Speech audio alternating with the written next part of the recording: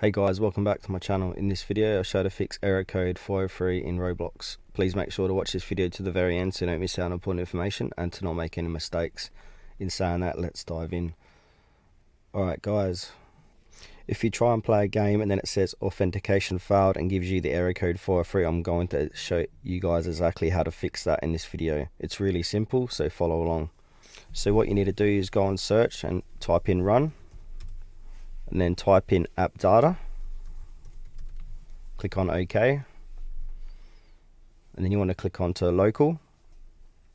Then you want to find Roblox, so scroll down, be near the end of the page here, Roblox, and then from here, and then once you're inside this page, just highlight it all and click on delete. Just wait a few moments for this to delete.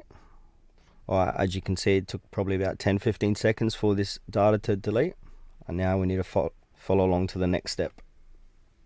Then you want to go back, then you want to go into local low, double click into that, and now you want to find this .rbx file, so that's Roblox, so you want to delete rbx settings, so right click that and delete as well.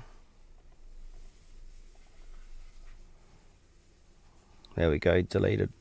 And then you want to go ahead and re-download Roblox and you should be good to go, and you won't get that error code 403 anymore. Alright guys, that's the end of this video. Thanks for watching it to the very end. Please consider to like this video and subscribe to our channel if you found it helpful.